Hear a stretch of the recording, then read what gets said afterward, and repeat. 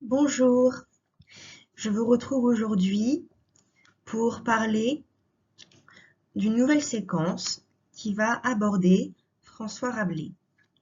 Donc le personnage, enfin la personne que j'ai évoquée il y a plusieurs mois maintenant. Donc on va l'étudier à peu près pendant plus d'un mois.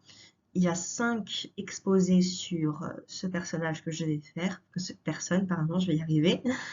Donc, en fait, il y avait une première séquence du XVIe siècle qui s'appelait Clément Marot, mais je l'ai déjà faite en entier, donc je ne pense pas que ça soit très utile que je vais la refaire. Donc, je pense que je vais garder juste François Rabelais pour commencer, et après on continuera normalement avec la suite. Donc, je mets les moments clés dans l'introduction de la vidéo, enfin dans la description. Et comme ça, vous pouvez voir ce qui vous intéresse ou non, les sujets qui vous intéressent ou non. Il n'y a pas de grammaire pour l'instant, aujourd'hui. C'est juste une introduction générale qui va parler de la biographie de François Rabelais. Commençons. François Rabelais est né en 1494 à la métairie de la Devinière, non loin de Chinon. Son père, avocat à Chinon, était un assez gros propriétaire. L'œuvre de Rabelais abonde en souvenirs du terroir familial et en allusion aux gens de justice. D'abord initié au rudiment de l'abbaye, toute proche de Seuilly, puis novice au couvent de la Baumette, aux portes d'Angers, il y aurait été instruit selon les méthodes scolastiques qu'il aura en horreur. Commençons d'abord par les années de moinage. À Fontenay-le-Comte. De 27 à 33 ans, Rabelais, devenu moine, poursuit son activité studieuse, d'abord comme cordelier, puis comme bénédictin. Capitale du Bois-Patou, chez les franciscains du Puy-Saint-Martin, il se passionne pour le grec. Il échange des lettres, en latin et en grec, avec Guillaume Budet, et traduit le latin du second livre d'Hérodote. Il fréquente un groupe de juristes passionnés d'humanisme qui se réunissent autour d'André Tiraqueau, autour d'un livre en latin sur les lois du mariage.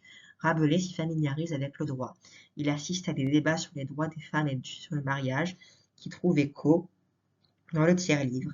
Mais, à la fin de 1523, notre helléniste se voit retirer ses livres de grec par ordre de la Sorbonne, qui lutte contre l'étude de l'écriture sainte dans les textes originaux. Protégé par son évêque Geoffroy de Sissac, il passe chez les bénédictins à Maillezais, non loin de Fontenay-le-Comte.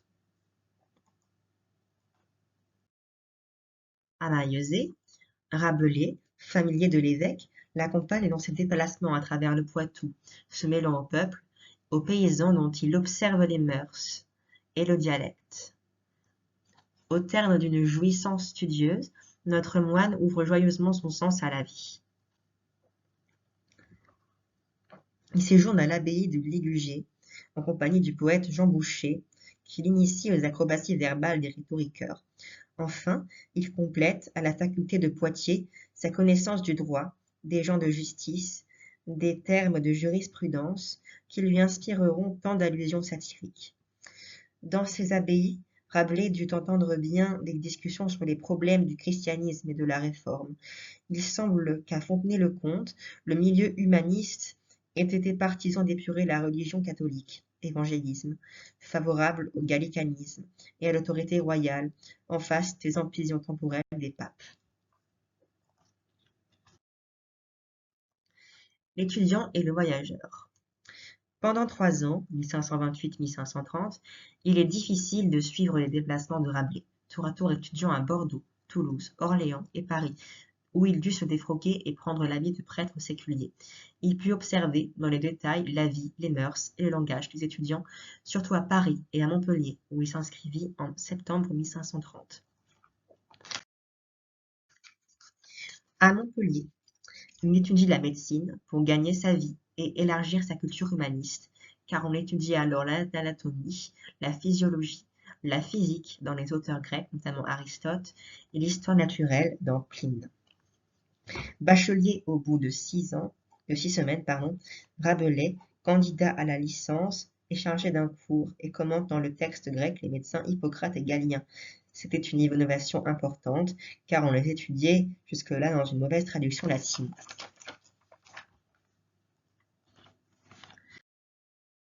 Rabelais, écrivain et médecin. À Lyon, au début de 1532, il se fait connaître en publiant avec des commentaires un livre d'Hippocrate. Sa réputation lui permet, sans être docteur, d'être nommé médecin de l'Hôtel-Dieu, où il soigne 200 malades. Dès lors, de 1532 à 1551, il exerce la médecine avec succès dans diverses villes de France, fait plusieurs séjours en Italie et se consacre à des activités d'écrivain et d'humaniste. L'écrivain. À l'automne de 1533, il publie à Lyon sous le pseudonyme de Maistre à Colfriba Nazier, anagramme de François Rabelais, le Pantagruel. L'ouvrage a du succès et Rabelais en profite pour lancer, au début de 1533, un almanach bouffon, la Pantagruéline Prognostication. À l'automne de 1534, il publie le Gargantua. Puis, il interrompt sa production littéraire jusqu'en 1545, où il obtient un privilège royal pour imprimer librement ses livres pendant 10 ans et rédige le tiers-livre, publié en 1546.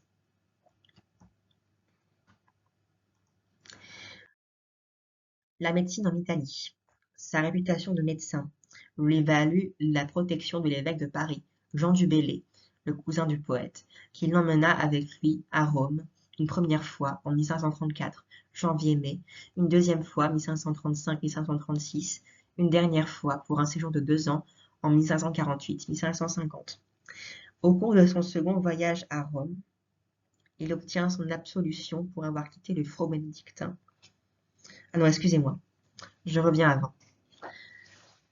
Donc, une dernière fois pour un séjour de 2 ans en 1548-1550.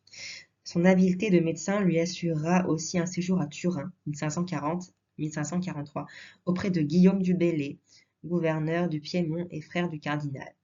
Rabelais réalisait ainsi un de ses rêves d'humaniste. Il a visité les ruines, enrichi sa connaissance de l'art antique et étudié de près les mœurs de la cour pontificale dont il fera une vive satire. Au cours de son second voyage à Rome, il obtint son absolution pour avoir quitté le front bénédictin et reçut l'autorisation d'entrer à l'abbaye de Saint-Maur. Cette abbaye fut sécularisée et Rabelais, se trouvant de ce fait libéré de ses vœux monastiques, put reprendre en 1536 l'activité de médecin, en habit de prêtre séculier. La médecine en France. Il deviendra l'un des premiers médecins du royaume. En avril-mai 1536, il passe à Montpellier la licence et le doctorat. En 1537, il exerce et enseigne la médecine à Lyon et à Montpellier, expliquant à nouveau Hippocrate dans le texte grec et pratiquant dans les 2 villes des dissections de cadavres, méthode nouvelle d'observation qui obtint un vif succès. Dans le reste de cette période, de 1532 à 1550, en dehors de ses séjours en Italie, Rabelais exerça la médecine en Poitou, 1543-1546, à Lyon, 1546 et 1548, dans le midi de la France et à Metz, mars 1546, où il s'était réfugié de crainte d'être poursuivi pour ses ouvrages après le supplice du protestant Étienne Dollet. Le curé de Meudon, en janvier 1551, Jean du Bellay fit attribuer à son protégé la cure de Saint-Martin de Meudon. Rabelais touchait le bénéfice de sa cure, mais ne séjourna guère à Meudon. Il vivait plus volontiers à Saint-Maur auprès de son protecteur. Il acheva la rédaction du quart-livre, publié en 1552, et aussitôt condamné par le Parlement. On perd alors la trace de l'écrivain, mort probablement à la fin de 1553, au début de 1554. Le 5e livre, dont l'attribution à Rabelais demeure incertaine, parut partiellement en 1562, puis dans sa forme complète en 1564. L'œuvre de Rabelais.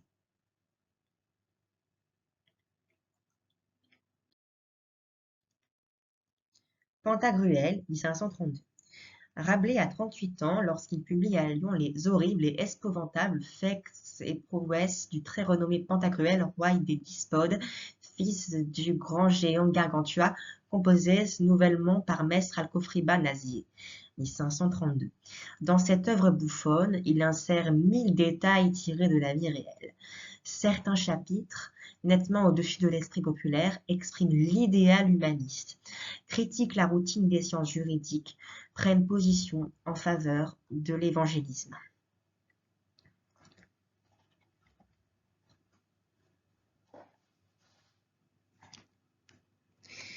Tenté par le succès d'une énorme facétie populaire, parue sans nom d'auteur sous le titre des grandes et inestimables chroniques du grand et énorme Gargantua, Rabelais avait eu l'idée d'exploiter la même veine. Il compte les prouesses de Pantagruel, géant comme son père, et comme lui, doué d'une force et d'un appétit formidables. Son prédécesseur anonyme visait uniquement le public populaire, merveilleux, gigantesque et féerique, mélange de fiction et de réalité historique. La supériorité de Rabelais est éclatante. À ces mêmes effets comiques, il en joignit d'autres, tirés de farces estudiantines, confère écolier, Panurge, et de ses vastes lectures.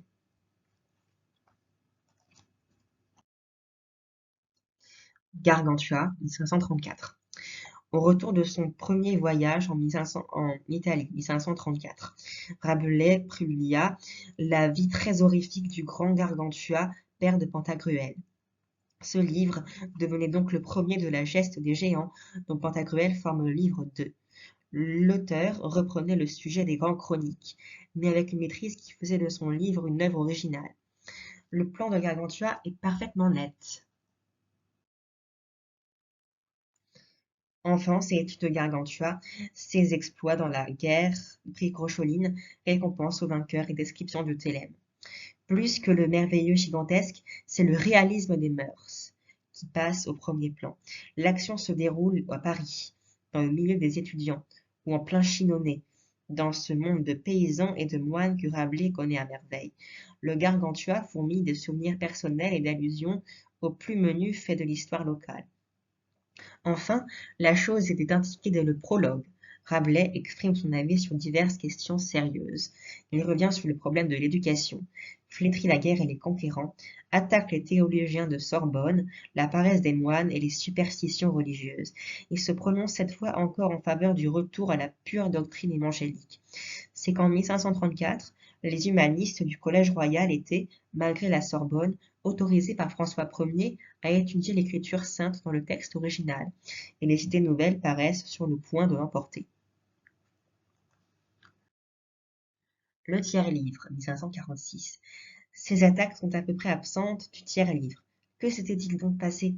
Peu après l'affaire des placards, le roi, irrité, laisse carte blanche à la Sorbonne contre les hérétiques. Rabelais quitte prudemment Lyon, février 1535, et juge bon pour quelques années de se consacrer uniquement à la médecine. Il cherche à gagner la faveur du roi et donne les gages d'orthodoxie. Dans une réédition de 1541, il remplace par sophiste les mots théologien, sorbonagre, sorbonicole. Devenu maître des requêtes du roi en 1543, il publie en 1546 le tiers-livre, d'inspiration tout à fait nouvelle. Il renonce, par prudence, à la satire religieuse. D'autre part, lassé du thème gigantesque, il met au premier plan le personnage de Panurge et la série des consultations bouffonnes sur la question du mariage. On oublie presque que Pantagruel est un géant. Il est devenu philosophe, et sa sagesse consiste à garder une sérénité parfaite devant les événements et à considérer les folies humaines avec une large indulgence. Le tiers-livre n'en fut pas moins condamné comme les deux précédents, et Rabelais dut se réfugier à Metz, mars 1546.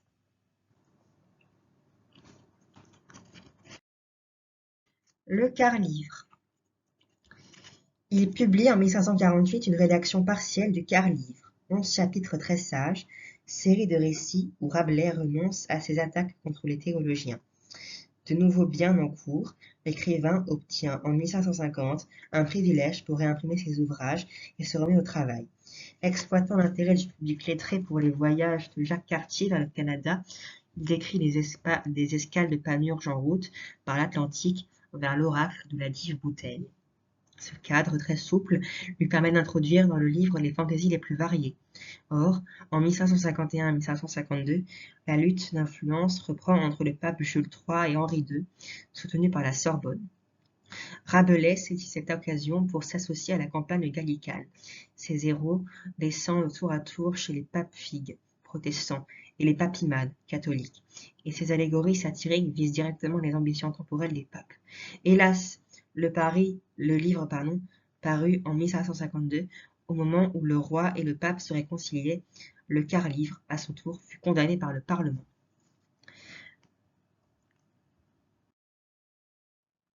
Le cinquième livre, 1564, paru sous sa forme définitive en 1564, une dizaine d'années après la mort de l'écrivain, ce livre n'est peut-être pas de Rabelais.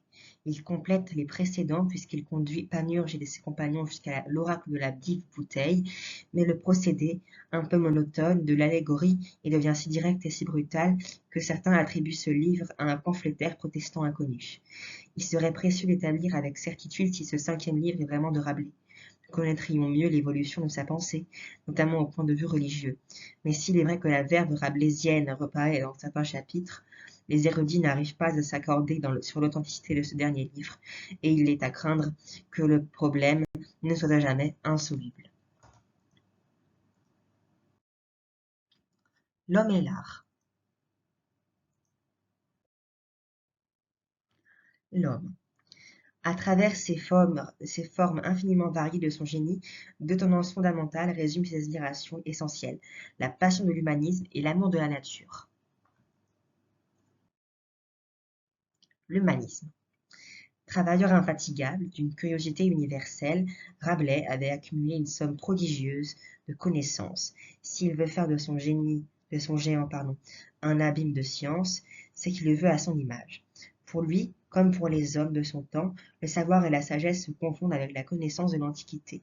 Revenir directement au texte ancien, c'est découvrir la vérité morale, Platon, la vérité juridique, droit romain, la vérité religieuse, Évangile, la vérité scientifique, médecin, astronome, mathématicien, naturaliste, etc. Il connaît à fond les latins et les grecs. Il les cite, il les traduit, il les commente, il les transpose avec une allégresse enthousiaste. L'amour de la nature. Cet homme qui a connu la règle monastique réagit contre l'ascétisme chrétien du Moyen-Âge, contrainte des corps et des esprits. Au naturalisme antique, il emprunte l'idéal de l'épanouissement physique et moral de l'être humain. Médecin, il réhabilite le corps, injustement méprisé par le Moyen-Âge.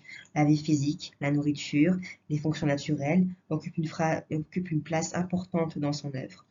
Il admire le mécanisme du corps humain comme il admire le mécanisme de l'univers.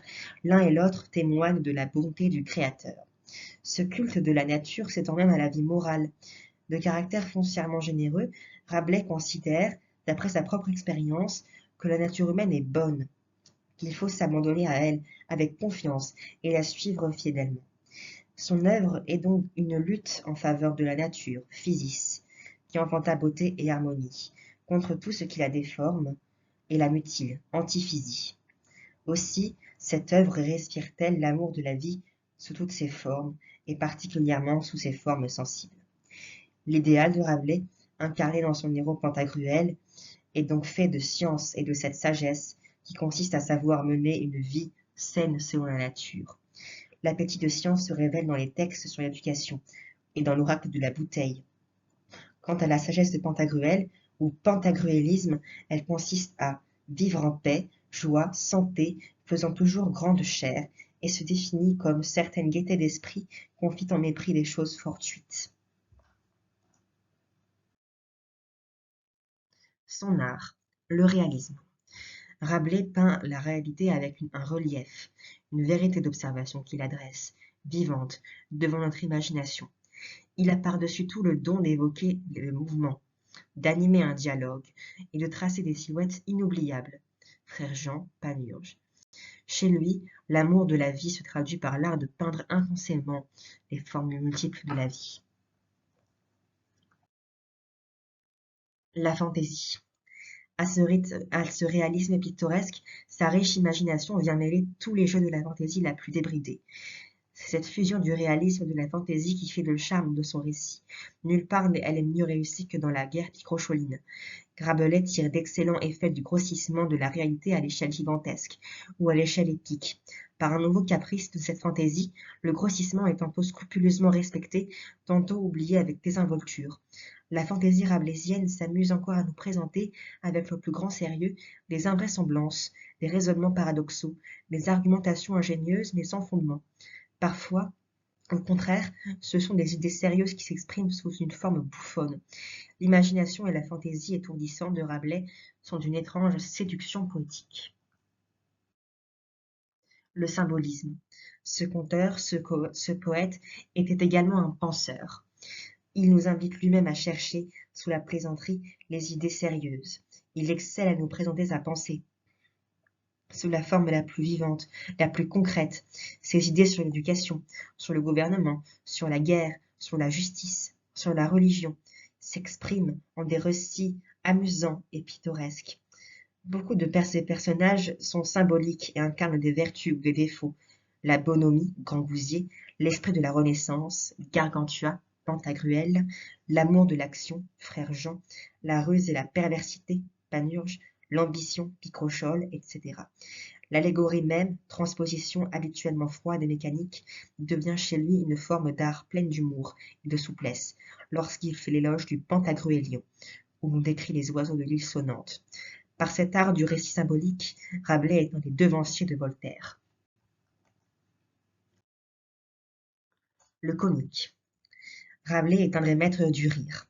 On trouve chez lui tous les degrés du comique, les farces les plus lourdes, héritées du Moyen-Âge, la gauloiserie poussée jusqu'à la grossièreté, les jeux de mots, calembours et traités d'esprit, la caricature grotesque, la comédie d'intrigue, la parodie et jusqu'à la comédie de caractère la plus fine. Il y a toutes les formes, tous les tons, il y en a pour le gros public, pour les étudiants et pour les érudits les plus cultivés. Et son éclat de rire énorme est un des gouffres de l'esprit. Victor Hugo. L'invention verbale. On demeure confondu devant la richesse prodigieuse de son vocabulaire. Il emprunte à tous les langages techniques. Agriculture, médecine, navigation, guerre, religion, commerce, littérature. Il puise dans les langues mortes, les langues étrangères, les dialectes provinciaux. Il forme des mots, déforme les termes existants, crée les onomatopées. Il se grise lui-même de cette extraordinaire fécondité. Au lieu d'un terme, c'est 10, 20 qui viennent sous sa plume, tous colorés et pittoresques. L'énumération et l'accumulation sont ses procédés familiers. Son style est infiniment souple et plastique, familier et populaire dans les récits du terroir, aussi naturel que la vie elle-même dans les dialogues. Il devient ample et cicéronien dans les morceaux les plus graves. Il est plein de mouvements dans les passages épiques. Il s'élève parfois jusqu'à la ferveur lyrique, Pantagruélio, et à la verve la plus étincelante. On ne s'étonnera pas que, du XVIe au XXe siècle, les jugements les plus opposés aient été portés sur cette œuvre si complexe, si riche en contrastes de toutes sortes. Les deux tendances de la critique sont assez bien résumées par le jugement de La Bruyère. Citation, « Où il est mauvais, il passe bien loin au-delà du pire. C'est le charme de la canaille. Où il est bon, il va jusqu'à l'exquis et à l'excellence. Il peut être le mets des plus délicats. » Donc, la dernière partie de cet exposé va être la lecture d'un extrait qui est surnommé la substantifique moelle. Donc, j'espère que ça va vous plaire et bonne lecture. Dans l'avertissement en vers de Gargantua, Rabelais proclame d'abord son intention d'écrire une œuvre franchement comique. Mieux est de rire que de larmes écrire, pour ce que rire est le propre de l'homme. Mais faut-il s'en tenir à des apparences irrésistiblement bouffonnes?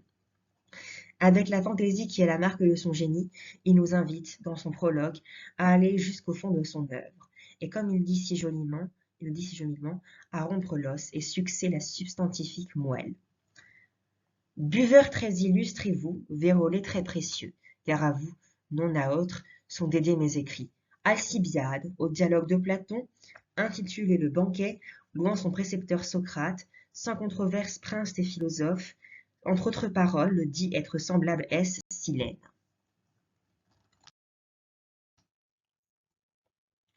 Silène était jadis petite boîte, tels que voyons de présents S boutiques des apothicaires, peintes au-dessus de figures joyeuses et frivoles, comme de harpies, satyres, oisons bridés, lièvres cornus, canes battées, boucs volants, cerfs limoniers et autres telles peintures contrefaites à plaisir, pour exciter le monde à rire. Quel fut Silène, maître du bon Bacchus.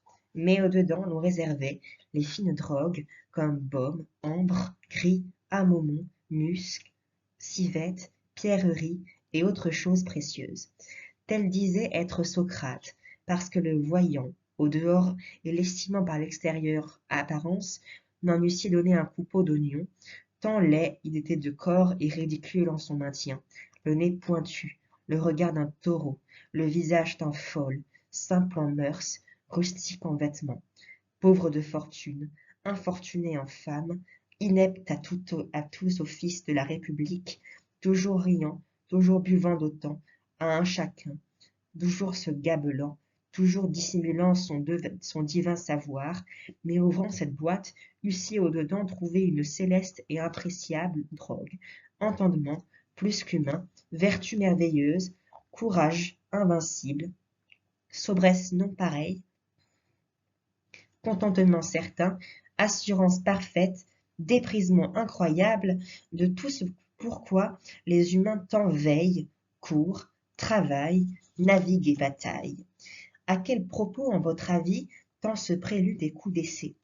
Pour autant que, vous, mes bons disciples et quelque autre folle de ces jours, lisant les joyeux titres d'aucun livre de notre invention, comme Gargantua, Pantagruel, Fesse-Peinte, La dignité des braguettes, Des pois au larcum commento, etc. Jugez trop facilement n'être au-dedans traité que moquerie, folâtrerie, et menterie joyeuse, vu que l'enseigne extérieure, c'est le titre, semble plus avant d'enquérir, et communément reçu à dérision et gaudisserie. Mais par telle légèreté ne convient estimer les œuvres des humains, car vous-même dites que l'habit ne fait point le moine. C'est pourquoi faut ouvrir le livre et soigneusement peser ce qui y est déduit. Lors connaîtrait que la drogue dedans contenue est bien d'autre valeur que ne promettait la boîte. C'est-à-dire que les matières ici traitées ne sont tant folâtres comme le titre au-dessus prétendait. Et, posez le cas qu'au sens littéral, vous trouviez matière assez joyeuse et bien correspondante au nom. Toutefois, pas demeurer là ne faut, comme au chant des sirènes, hein, à plus haut sens interpréter ce que par aventure Cuidier dit en gaieté de cœur. Crochetate-vous, oncle bouteille, réduisez à mémoire la contenance que aviez, mais vite vous, oncle chien, rencontrant quelque os médulaire, c'est, comme dit Platon, l'ideux de Rep, la bête du monde plus philosophe. Si vous l'avez, vous avez pu noter de quelle dévotion il le guette, de quel soin il le garde, de quelle ferveur il le tient, de quelle prudence il l'entome, de quelle affection il le brise, et de quelle diligence il le suce. Qui le induit à se faire? Quel est l'espoir de son étude? Quel bien prétend-il? Rien plus qu'un peu de moelle. Vrai est que ce peu et plus est délicieux que le beaucoup de tout autre, pour ce que la moelle est aliment élaboré à perfection de nature, comme dit Galène 3, Facu naturale et 11 de Usu partie. À l'exemple dit celui vous convient être sage, pour fleurer, sentir et estimer ces beaux livres de haute graisse, légers, au pourchat et hardis à la rencontre. Puis, par curieuses leçons et méditations fréquentes, rompre l'os et sucer la substantifique moelle, c'est-à-dire ce que j'entends par ces symboles pythagoriques, avec espoir certain d'être fait escorts et preux à la dite lecture, car en icelle bien d'autres goûts vous trouverez, et doctrine plus absconse, laquelle vous révélera de très hauts sacrements et mystères horrifiques, tant en ce qui concerne notre religion que aussi l'état politique et vie économique.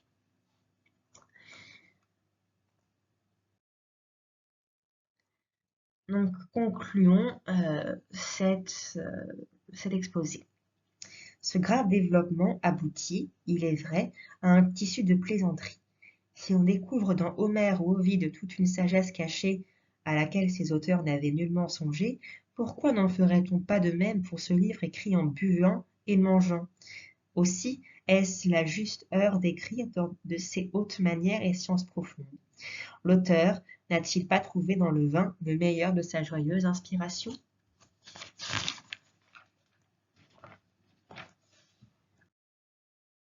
Voici quelques exercices facultatifs qui peuvent vous intéresser si jamais vous étudiez en lettres Rabelais. Donc, je vais les énoncer. 1. Dégager avec netteté les idées de l'auteur sur son ouvrage. 2. Par quelle comparaison successive a-t-il rendu son idée plus vivante? 3. Étudier comment l'image de la précieuse boîte est présentée et reprise dans le texte. 4. Dans l'exemple du chien, comment Rabelais nous fait-il comprendre le prix de la substantifique moelle? En quoi les lecteurs doivent-ils ressembler à ce chien? 5. Montrer que, dès ce prologue, Rabelais veut nous instruire en nous amusant. Distinguer divers tons dans le développement.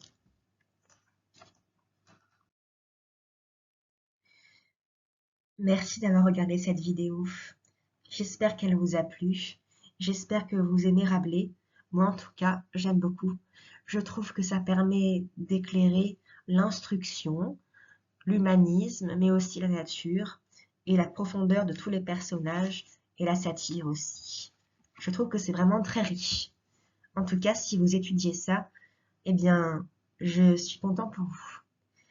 Et d'ailleurs, tout ce que j'ai lu, je crois que je l'ai déjà lu la dernière fois avant que je fasse ces vidéos de grand format.